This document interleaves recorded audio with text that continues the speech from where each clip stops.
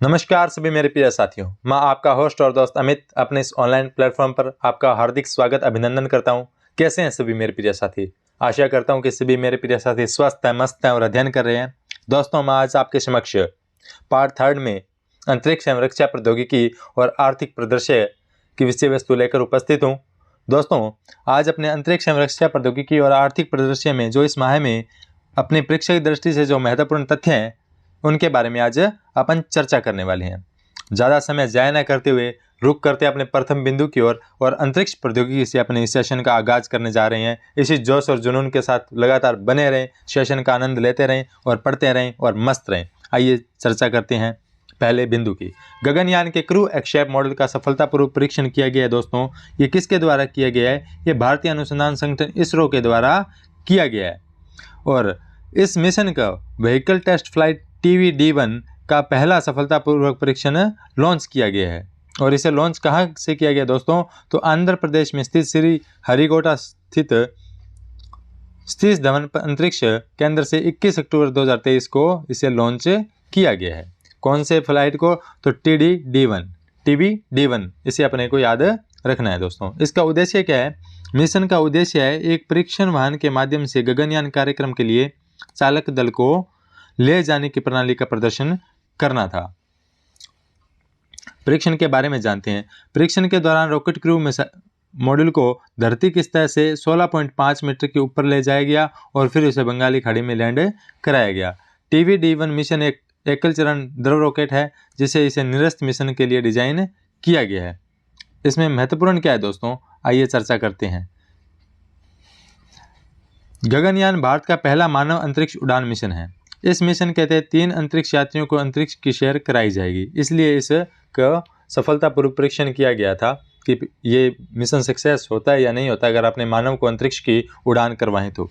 2024 में मानव रहित परीक्षण उड़ान होगी जिसे एक व्योम मित्र रोबोट भेजा जाएगा। गगनयान मिशन का उद्देश्य है 3 दिवसीय गगनयान मिशन के लिए 400 किलोमीटर की पृथ्वी की निचली कक्षा पर मानव को अंतरिक्ष में भेजना और उन्हें सुरक्षित पृथ्वी पर लाना। यह गगनयान मिशन का प्रमुख उद्देश्य है। दोस्तों, इसके सफलतापूर्वक अभी हाल ही में परीक्षण किया गया है। रुक करते हैं अपने द्वितीय बिंदु की ओर। स्काई रूट के विक्रम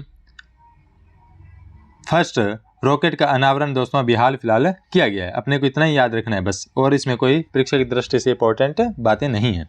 केंद्रीय विज्ञान प्रौद्योगिकी मंत्री जितेंद्र सिंह ने अंतरिक्ष स्टार्टअप स्काई रूट एरोस्पेस के स्वदेश निर्मित विक्रम-1 रॉकेट का अनावरण 24 अक्टूबर 2023 को किया गया है। कौन से रॉकेट का? विक्रम-1 का।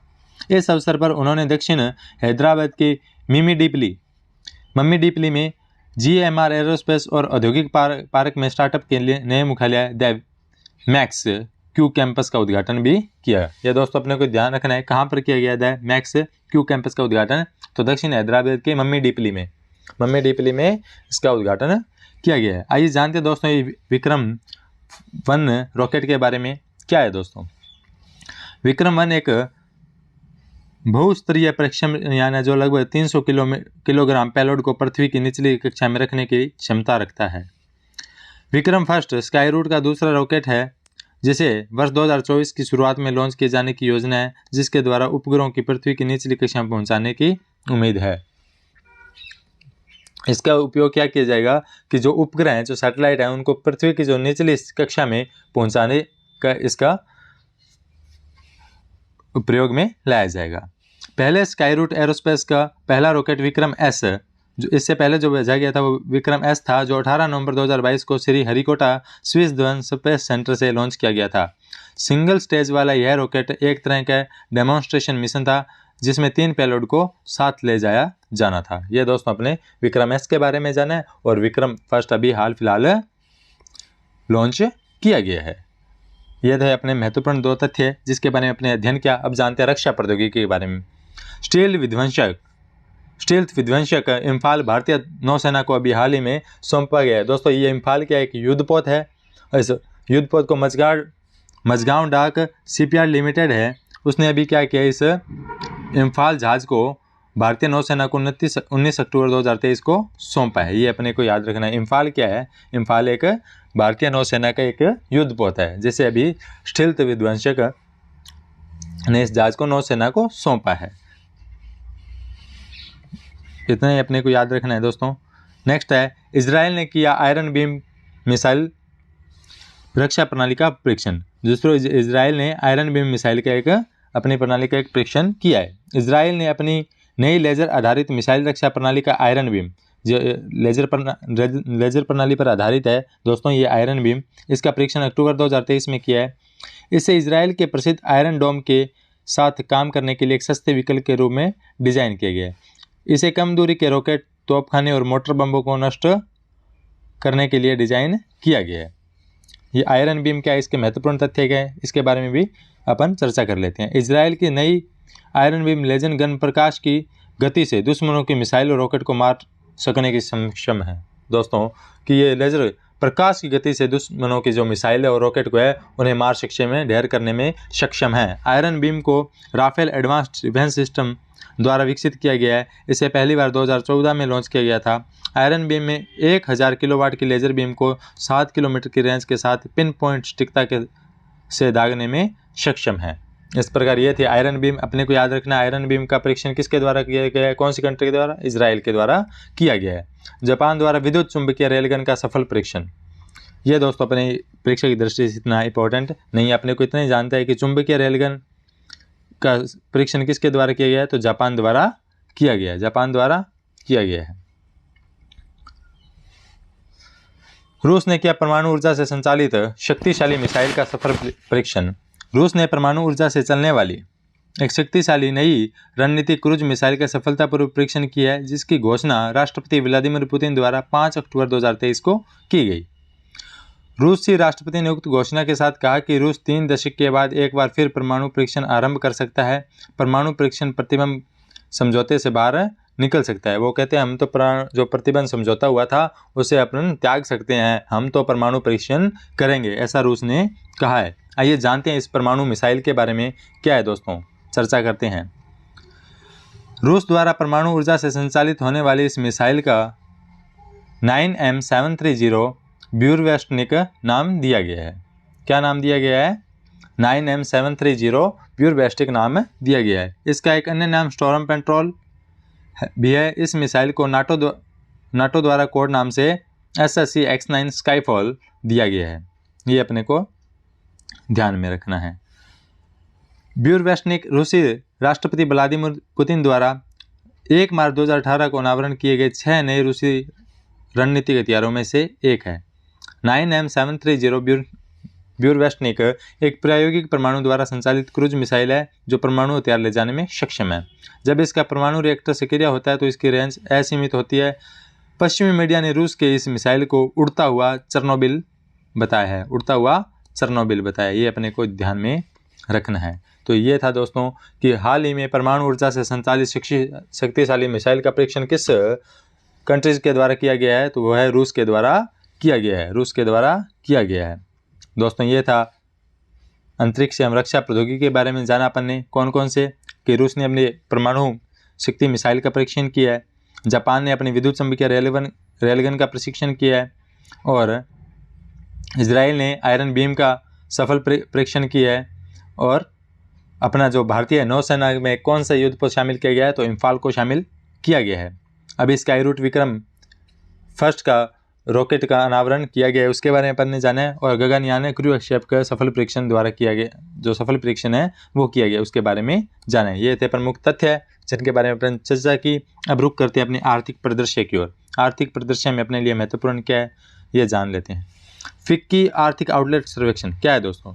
Federation of Indian chambers of commerce and industry ने भारत के लिए आर्थिक आउटलुक सर्वेक्षण जारी किए हैं। फिक्की ने अपने सर्वे में वित्तीय वर्ष 2023-24 के लिए प्रमुख आर्थिक संकेत पेश किए हैं। वो क्या क्या है चर्चा कर लेते हैं। बस अपने को जो हाईलाइट किए गए हैं उसी को ध्यान में रखना है। फिक्की ने अपने इस रिपोर्ट में बताया है कि जीडीपी में मौजूदा वित्त वर्ष में जीडीपी जो वृद्धि दर है वो 6.3 रहने वाली है। ये इन्होंने अपना अनुमान बताया है।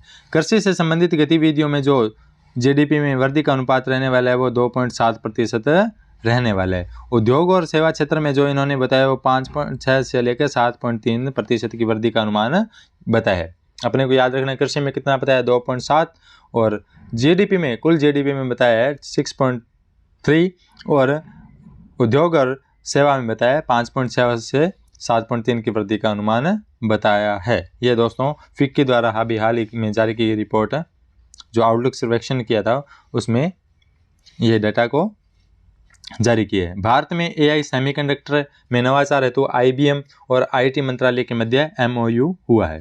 किसके मध्य हुआ है? भारत सरकार और आईबीएम और आईटी मंत्रालय के मध्य। प्रौद्योगिकी दिग्गज आईबीएम, इंटरनेशनल बिजनेस मशीन और भारतीय सरकार के इलेक्ट्रॉनिक्स और सूचना प्रौद्योगिकी मंत्रालय से जुड़ी 3 संस्थाओं के साथ 3 समझौते ज्ञापन 18 अक्टूबर 2023 को हुए हैं। 18 अक्टूबर 2023 को हुए हैं। उद्देश्य क्या है दोस्तों? भारत की कृत्रिम बुद्धिमत्ता एआई आधारित राष्ट्रीय रणनीति को मजबूत करना, अर्धचालकों में आत्मनिर्भरता के प्रयासों को बढ़ाना और अपने राष्ट्रीय क्वांटम मिशन को विकसित करना। ये दोस्तों प्रमुख इसके उद्देश्य थे। वैश्विक कर चोरी रिपोर्ट 2024 है, वो अभी हाल ही में जारी की गई है। वैश्विक कर रिपोर्ट 2024 यूरोपीय संकर वेधशाला यूटेक्स ऑब्जर्वेटरी द्वारा 23 अक्टूबर 2023 को प्रकाशित की गई। पेरिस स्कूल ऑफ इकोनॉमिक्स से संबंध यूटेक्स ऑब्जर्वेटरी द्वारा प्रकाशित रिपोर्ट में कहा गया कि विश्व भर की सरकारों को कर चोरी को रोकने के लिए अरबपतियों पर एक न्यूनतम टैक्स तो लगाना ही चाहिए। इस रिपोर्ट ने अपने कहा है कि ये जो कहाँ की कंपनी पेरिस की स्कूल ऑफ इकोनॉमिक्स से संबंधित यूटेक्स ऑब्जर्वेटरी है, जो इसकी रिपोर्ट ने कहा है कि अगर सभी विश्व भर की सभी सरकारें हैं उनको कर चोरी कर रोकने के लिए जो अरबपति हैं उन पर एक न्यूनतम टैक्स सीमा तो लागू करनी चाहिए। इतना तो कर इनको देना ही पड़ेगा। रिपोर्ट के अन्य महत्वपूर्ण तथ्य क्या रहे हैं, आइए चर्चा करते हैं। रिपोर्ट में कर चोरी से निपटने के लिए अरबपतियों पर 2% वैश्विक संपत्ति का कर लगाने का आह्वान किया गया है, जिसमें संभावित रूप से $250 अरब अर्जित किए जा सकेंगे। दुनिया भर से 2700 अरबपतियों के पास कुल 13 लाख करोड़ डॉलर की संपत्ति है। वर्तमान में अरबपतियों के निजी टैक्स की प्रभावी दर उस पर से काफ़ी कम है जो कि आम करदाता दुनिया भर में चुका रहे हैं। रिपोर्ट में कहा गया है कि अरबपतियों द्वारा शेल कंपनियों में पैसा पार्क किया जा रहा है, जिससे वे कोई भी टैक्स देनदारी से बच सकते हैं।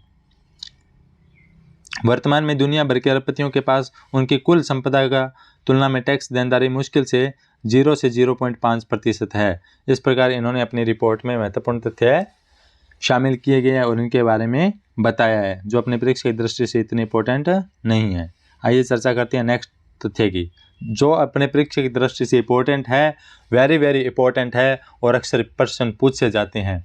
इसे ज़रूर अपनी क्रोनोलॉजी में हाईलाइट कर लीजिएगा, स्टार मार्क कर लीजिएगा, ये अपनी परीक्षा की दृष्टि से बेहद इंपॉर्टेंट है। आइए चर्चा करते हैं। अरुणाचल प्रदेश के 3 उत्पादकों को मिला जीआई टैग। अरुणाचल प्रदेश के 3 स्वदेशी उत्पादकों को जीआई टैग है, जो रजिस्ट्री चेन्नई द्वारा प्रतिष्ठित भौगोलिक संकेतक प्रदान किए गए हैं, जिनकी जानकारी 4 अक्टूबर 2023 को प्रदान की गई। कौन कौन से हैं वो? दो याक चुरपी है दोस्तों, खावताई या खामती चावल है और तांग सा कपड़ा है। कैसे याद रखेंगे? याद रखेंगे, पहले जान लेते हैं क्या है, फिर इसे याद भी रखने की आपको ट्रिक बताऊंगा और ये याद रहने वाले हैं। अपने सेशन में ऐसा हो नहीं जो अपन पढ़ें वो याद न हो, जो परीक्षा की दृष्टि से इंपॉर्टेंट हो। याक चुरपी क्या है दोस्तों? चुरपी प्रोटीन से भरपूर होता है, जिससे अरुणाचली में याक के दूध से तैयार किया जाता है। किसके दूध से? याक के दूध से। तो इसे क्या रख दिया? याक चुरपी। इसे जीआई टैग दिया गया है। खावताई खामती चावल है, जो खावताई चबाने योग्य चावल है, चिपचिपे प्रकार के चावल की किस्म है, उसे खावताई बोला जाता है। उसको भी जीआई टैग मिला है। जिस प्रकार अपने गज्जक खाते हैं, गुड़ वाली पापड़ी खाते हैं, है ना, गुड़ वाली पापड़ी होती है, वो क्या होती है? चिपचिपी सी होती है, दांतों में चिपती है। वैसे ये चावल है एक विशेष प्रकार की किस्म है, जैसे खाने पर अपने को चबाना पड़ता है और वो चिपचिपा टाइप लगता है। तांगसा टेक्सटाइल चांगलांग जिले की तांगसा जनजाति द्वारा तैयार किए गए तांगसा टेक्सटाइल उत्पाद ने अपने अनोखे डिजाइन और जीवित रंगों के लिए प्रसिद्ध है और इसे भी जीआई टैग दिया गया है। तांगसा टेक्सटाइल को, तांगसा कपड़े को, खावताई को या खामती चावल को और याक चुरपी क्या करें? कैसे याद करेंगे? याद करेंगे ना। आइए अपनी याद रखेंगे। तांगसा खावताई से ताई क्या कह रहे हैं? इसे ताई याद रखेंगे। ताई खावताई से ताई लेंगे। चूरपी से चूरपी, चूरपी चूपी तो चूड़ी और कपड़ा, और तांगसा कपड़ा, कपड़ा में कपड़ा उठाएंगे। तो ताई क्या लाई? चूड़ी और कपड़ा लाई। ताई क्या लाई? अरुणाचल प्रदेश से चूड़ी और कपड़ा लाई। तो इस प्रकार ताई चूड़ी कपड़ा से अपने को याद रहने वाला है। ताई से याद रखेंगे खावताई, चूरपी से याद रखेंगे चूड़ी, और कपड़ा से तो कपड़ा याद रहने वाला है, तो ताई क्या लाई, चूड़ी कपड़ा लाई कहाँ से, अरुणाचल प्रदेश से। अरुणाचल प्रदेश में निम्न किस्मों को क्या दिया गया, जीआई टैग दिया गया है। और दोस्तों महत्वपूर्ण तथ्य ये भी याद रखना है कि बरसोली, जम्मू कश्मीर की जो ये पश्मीना ऊन है बसोली को क्या दिया गया, जीआई टैग दिया गया है। ये अपने को याद रखना है, ठीक है, जो अपनी कोमलता और बारीकी के लिए प्रसिद्ध है, इसके बारे में अपन को ध्यान रखना है। एनएमडीसी स्टील लिमिटेड का स्टील प्लांट राष्ट्र को समर्पित। प्रधानमंत्री नरेंद्र मोदी ने छत्तीसगढ़ के बस्तर जिले में नगरनार में NMDC steel limited steel plant 3 अक्टूबर 2023 को राष्ट्र को समर्पित किया है। अपने को ध्यान में रखना है कौन सी स्टेट में और किस जिले में इसका उद्घाटन किया गया है। तो दोस्तों छत्तीसगढ़ के बस्तर जिले में नगरनार में इसको बनाया गया और इसे राष्ट्र को समर्पित किया गया है। ये अपने को ध्यान में रखना है दोस्तों। नेक्स्ट है राष्ट्रीय हल्दी बोर्ड का गठन की अधिसूचना जारी। अभी हाल फिलहाल में हल्दी बोर्ड का गठन किया गया है। गठन कब किया गया है, जिसकी अधिसूचना 4 अक्टूबर 2023 को जारी की गई है। और यह राष्ट्रीय हल्दी बोर्ड देश में हल्दी और हल्दी उत्पादकों के विकास और वृद्धि पर फोकस करेगा। बोर्ड मानवता के लिए हल्दी की पूरी क्षमता को सुरक्षा और उपयोगी दोहन के लिए भी कदम उठाएगा। बोर्ड की संरचना क्या है दोस्तों, जानकारी अर्जित कर लेते हैं। इस बोर्ड में केंद्र सरकार द्वारा नियुक्त एक अध्यक्ष के साथ आयुष मंत्रालय, केंद्र सरकार के फार्मास्यूटिकल्स और कृषि और किसान कल्याण, वाणिज्य और उद्योग विभाग के प्रतिनिधि, 3 राज्यों के वरिष्ठ राज्य सरकार के प्रतिनिधि, अनुसंधान में शामिल राष्ट्रीय राजधानी और चुनिंदा हल्दी किसानों के प्रतिनिधि होंगे। दोस्तों ये इतना कोई अपने से पूछे जाने वाला नहीं है। अपने लिए जानने योग्य दोस्तों प्रमुख बात है वो ये है, भारत विश्व में हल्दी का सबसे बड़ा उत्पादक, उपभोक्ता और निर्यातक देश है। ये अपने को ध्यान में रखना है। भारत में हल्दी की 30 से अधिक किस्में उगाई जाती है और यह देश के 20 से अधिक राज्यों में उगाई जाती है। हल्दी के सबसे बड़े उत्पादक है वो राज्य कौन सा है, महाराष्ट्र, तेलंगाना और कर्नाटक है। इसे अपने को ध्यान में रखना है। हल्दी के विश्व व्यापार में भारत की हिस्सेदारी 62% से अधिक है। ये अपने को महत्वपूर्ण जो फैक्ट है वो याद रखने हैं दोस्तों। और इसमें परीक्षा की दृष्टि से जो इम्पोर्टेंट है वो ये है दोस्तों, भारत के पहले रेफरेंस ईंधन के उत्पादन शुरू। यह रेफरेंस ईंधन क्या होता है जान लेते हैं। ये वेरी इंपॉर्टेंट रोचक तथ्य है। इंडियन ऑयल कॉरपोरेशन ने वाहनों के परीक्षण होता है ना, तब इस्तेमाल होने वाला स्पेशल फ्यूल, जो स्पेशल ऑयल है उसे क्या कहते हैं, रेफरेंस कहते हैं। उसका उत्पादन 26 अक्टूबर 2023 से शुरू किया गया है। इस फ्यूल का इस्तेमाल गाड़ियों की टेस्टिंग, इंजन कैलिब्रेशन और सर्टिफिकेशन में किया जाता है। पेट्रोल रेफ्रिजरेशन फ्यूल का उत्पादन पारादीप रिफाइनरी में होगा। कौन सी रिफाइनरी में होगा, पारादीप रिफाइनरी में होगा। ठीक है दोस्तों। जबकि डीजल रेफरेंस फ्यूल का उत्पादन पानीपत रिफाइनरी में होगा। ये अपने को ध्यान में रखना है। तो रेफरेंस पूछा जा सकता है निम्न में से रेफरेंस क्या है, ईंधन, खनिज, तो क्या एक प्रकार का ईंधन है, अपने को ध्यान में रखना है। गोल्डन पीकॉक अवार्ड किसे मिला है जान लेते हैं ये और क्या है ये। विद्युत मंत्रालय ने प्रशासनिक नियंत्रण में कार्यरत केंद्रीय सार्वजनिक क्षेत्र उद्यम महारत्न कंपनी REC लिमिटेड को इंस्टीट्यूट ऑफ डायरेक्टर्स द्वारा प्रतिष्ठित गोल्डन पीकॉक अवार्ड 17 अक्टूबर 2023 को सम्मानित किया गया है। किसे मिला है दोस्तों, ये REC लिमिटेड को दिया गया है गोल्डन पीकॉक अवार्ड। जान लेते हैं गोल्डन पीकॉक अवार्ड क्या है। Golden peacock award institute of directors द्वारा 1991 में स्थापित किया गया था। वर्ष 1969 में स्थापित REC लिमिटेड एक गैर बैंकिंग वित्तीय संस्था है जो पूरे भारत में विद्युत क्षेत्र के वित्त पोषण और विकास पर अपना ध्यान केंद्रित करती है। ठीक है, ये आप REC लिमिटेड के बारे में जाना। ये गैर बैंकिंग वित्तीय संस्था है जो पूरे भारत में विद्युत क्षेत्र के वित्त पोषण भी करती है और विकास पर भी ध्यान देती है। बढ़ते हैं नेक्स्ट बिंदु की ओर। NLC India green energy limited क्या है दोस्तों, आइए चर्चा करते हैं। सार्वजनिक क्षेत्र की नवरत्न कंपनी नवेली लिग्नाइट कॉरपोरेशन इंडिया NLC द्वारा एक पूर्ण स्वामित्व वाली अनुषंगी NLC ग्रीन इंडिया लिमिटेड का गठन किया गया है। अपने को इतना ही ध्यान में रखना है। NLC India green energy limited का गठन किसके द्वारा किया गया है, तो किसके द्वारा किया गया मेरे प्रिय सभी साथियों, नवेली लिग्नाइट कॉरपोरेशन के द्वारा गठन किया गया। कोयला मंत्रालय द्वारा 22 अक्टूबर 2023 को साझा की जानकारी नवगठित कंपनी के प्रतीक चिन्ह को अपना लिया गया है। NIGEL ने अपना कारोबार करना शुरू कर दिया गया है।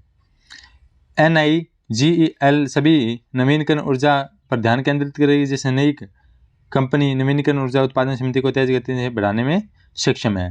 ये दोस्तों क्या करेगी, जो सभी नवीनीकरण ऊर्जा है उन पर अपना ध्यान केंद्रित करेगी और उन्हें उत्पादन को बढ़ाने में अपना सहयोग प्रदान करेगी। इस सहायक कंपनी द्वारा 2030 तक 6 गीगावाट की क्षमता वाली नवीनीकरण ऊर्जा परियोजना स्थापित करने की उम्मीद है।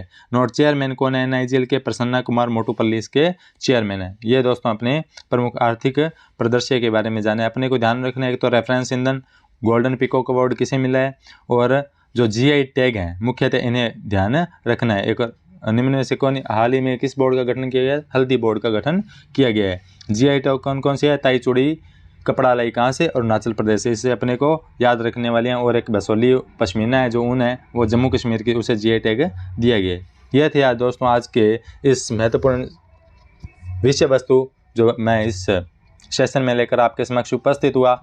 और दोस्तों आपके जो व्यू है इस सेशन को लेकर वो ज़रूर कमेंट बॉक्स के माध्यम से साझा कीजिएगा, क्योंकि जो आपके कमेंट हैं वो मुझे और ऊर्जा लगाने में और इंटरेस्ट पूर्ण टॉपिक लाने में और साझा करने में काफ़ी हिम्मत प्रदान करते हैं, स्ट्रेंथ देते हैं। और इसी प्रकार अपना साथ देते रहें, पढ़ते रहें, मस्त रहें, स्वस्थ रहें। और आज का सेशन इतना ही। जय हिंद, जय भारत।